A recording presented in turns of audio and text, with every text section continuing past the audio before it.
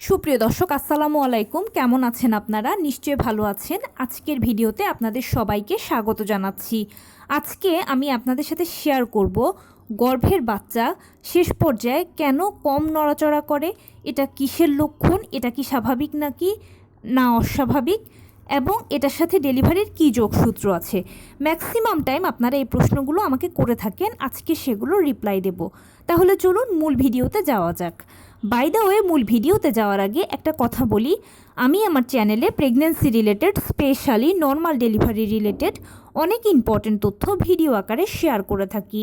এই তথ্যগুলো আমার পার্সোনাল এক্সপেরিয়েন্স ও আমার ডক্টরের সাজেশন থেকে নেওয়া। তাই আমার চ্যানেলটিকে যদি একবার আপনারা ভিজিট করেন, তাহলে আপনারা আপনাদের প্রশ্নাতীত মনের অনেক প্রশ্নের উত্তর পেয়ে যেতে পারেন। আমন্ত্রণ জানাবো আমার চ্যানেলটিকে একবার ভিজিট করে দেখার জন্য। এবারে চলুন মূল আলোচনায় যাওয়া যাক। আমি শুরুতেই বলেছি আজকে আলোচনা করব গর্ভাবস্থার শেষ পর্যায়ে বাচ্চার নড়াচড়া কেন কমে যায় বা আপনি কেন কম পাচ্ছেন, এটা কিসের লক্ষণ, এটা কি স্বাভাবিক নাকি অস্বাভাবিক, ডেলিভারির সাথে এর কী যোগসূত্র আছে। দেখুন, একজন গর্ভবতী মা সাধারণত 4 মাসের একেবারে শেষের দিকে বা 5 মাসের শুরুতে আপনি আপনার বাচ্চার নড়াচড়া বা স্পন্দনটা বুঝতে পারবেন। সেটা প্রথম দিকে একেবারে অল্পও থাকবে, আপনি অনেক সময় বুঝবেন, অনেক সময় বুঝবেন না। ম্যাক্সিমাম টাইম মায়েরা এটা বুঝতে পারে না।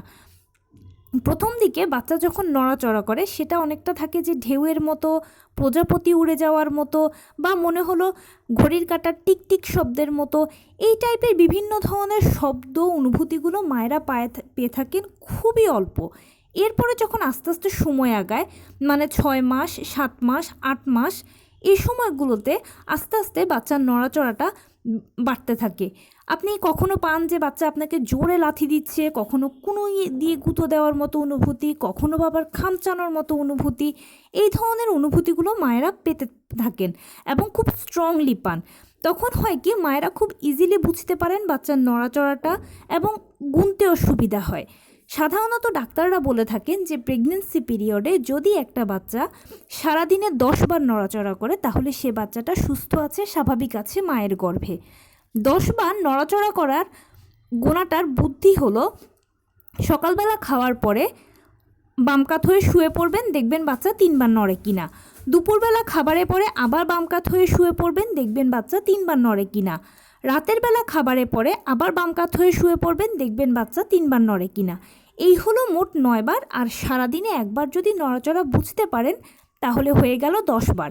এভাবেই খুব ইজিলি আপনি 10 বার গুনে নিতে পারবেন।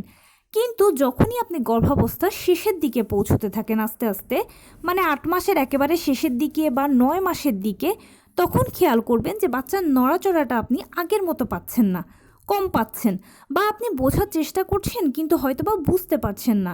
তখন মায়েদের একটা টেনশন কাজ করে যে কেন আমি বাচ্চার নড়াচড়া বুঝতে পারছি না, নাকি বাচ্চা নড়ছে না। হয় কি, 9ম মাস বা 36 সপ্তাহ হচ্ছে ডেলিভারির সময়। এই সময় থেকে ডেলিভারিটা হয়ে যেতে পারে। রিসেন্টলি আমাকে একজন প্রশ্ন করেছেন যে 36 সপ্তাহে কি ডেলিভারি হয়? হ্যাঁ, 36 সপ্তাহে ডেলিভারি হতে পারে, 37 সপ্তাহে হতে পারে, 38 সপ্তাহে হতে পারে, 39-40-এ হতে পারে। তাই এই সময়গুলো যেহেতু ডেলিভারির সময় এবং বাচ্চাও প্রপারলি তৈরি হয়ে গেছে ডেলিভারির জন্য, তার যে জন্ম ওজন তৈরি হওয়ার হতে পারে, সেটা 2.5 কেজি, হতে পারে 3 কেজি, হতে পারে 3.5 কেজি, সেটা টোটালি তৈরি হয়ে গেছে মোটামুটি। জরায়ুর মধ্যে একটা বাচ্চা এই সময় যেহেতু প্রপারলি তৈরি হয়ে যায় ডেলিভারির জন্য, তখন সে একটু নড়াচড়া কম করে তুলনামূলক। এই জন্য মায়েরা নড়াচড়াটা কম বুঝতে পারেন। তবে সে যতই কম নড়ুক, যত যাই করুক না কেন, সারাদিনে সে অবশ্যই 10 বার নড়বে। এটা আপনাকে গুনতে হবে। কিভাবে গুনবেন আমি সেটা প্রথমেই বলে এসেছি। এভাবে গুনে আপনি বুঝবেন যে আপনার বাচ্চা নড়ছে কিনা। তবে যদি একেবারে 10 বার না পেয়ে 8 বার 9 বারও তার নড়াচড়াটা এই সময় বুঝতে পারেন, তাহলে ধরে নেবেন যে না, ঠিক আছে, সে নড়ছে, সুস্থ আছে। যদি একেবারেই বুঝতে না পারেন, হাজার চেষ্টা করেও যদি বুঝতে না পারেন, তখন সেক্ষেত্রে আপনাকে ডাক্তারের শরণাপন্ন হতে হবে। এখানে একটা টিপস দেই, যখন আপনি একেবারেই বাচ্চার নড়াচড়াটা বোঝার চেষ্টা করেও বুঝতে পারছেন না, তখন আপনি সেক্ষেত্রে যেটা করবেন, ঘরে যদি মিষ্টি জাতীয় কিছু থাকে তাহলে সেটা খেয়ে বাম কাত হয়ে শুয়ে পড়বেন। আর না হলে বেশি করে চিনি দিয়ে 1 গ্লাস শরবত খেয়ে বাম কাত হয়ে শুয়ে পড়বেন। তাহলে দেখবেন যে খুব ইজিলি বাচ্চার নড়াচড়া বুঝতে পারছেন আপনি। আর এছাড়া খাবারের পরে বাচ্চারা ভালো নড়াচড়া করে ওই টেকনিকটা অ্যাপ্লাই করবেন। হাজার চেষ্টার পরেও যদি দেখেন যে বাচ্চার নড়াচড়া বুঝতে পারছেন না, আপনার পেটটা কেমন যেন একটু শক্ত শক্ত হয়ে আছে, তখন সেক্ষেত্রে আপনি অতি দ্রুত ডাক্তারের সাথে যোগাযোগ করে নেবেন।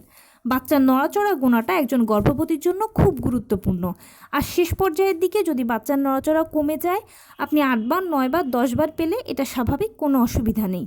কিন্তু যদি একেবারেই না বুঝতে পারেন, একবার কোনো রকম বুঝতে পেরেছেন বা দুবার বুঝতে পেরেছেন, তখন ডাক্তারের সাথে অতি দ্রুত যোগাযোগ করবেন। এক্ষেত্রে হবে কি, কোনো সমস্যা হলে ডাক্তার সমাধান করে বলবে, আর যদি সমস্যাও না হয় তাহলেও ডাক্তার বলে দেবে, আপনি অনেকটা টেনশন ফ্রি থাকতে পারবেন। এটা কিসের লক্ষণ অনেকেই জিজ্ঞেস করেন। এটা এমন কোনো লক্ষণ নয়, এটা স্বাভাবিক ব্যাপার। ওই যে একটাই কথা বললাম, বাচ্চা একেবারে শেষ পর্যায়ে ডেলিভারির জন্য প্রস্তুত হয়ে যায়, সেজন্যই নড়াচড়া কম করে। এটা অন্য কোনো লক্ষণ নয়, ঘাবড়ানোর কিছু নয়। অনেকে বলেন যে ডেলিভারির সাথে এটার কী যোগসূত্র আছে। বাচ্চার নড়াচড়ার সাথে ডেলিভারির আসলে এমন কোনো যোগসূত্র নেই। নবম মাসে 37 থেকে 40 সপ্তাহ হচ্ছে নর্মাল ডেলিভারির আদর্শ সময়। যদি আপনার নর্মাল ডেলিভারি হওয়ার হয় তাহলে সেটা 37 থেকে 40 সপ্তাহের মধ্যে অটোমেটিক হয়ে যাবে। তো এই ছিল আজকের ভিডিও। কেমন লাগলো বলুন? যদি ভালো লেগে থাকে ও হেল্পফুল হয়ে থাকে তাহলে প্লিজ লাইক কমেন্ট শেয়ার করতে একদম ভুলবেন না। আর সেই সাথে আমার চ্যানেলটিকে সাবস্ক্রাইব করার বিনীত অনুরোধ রইল।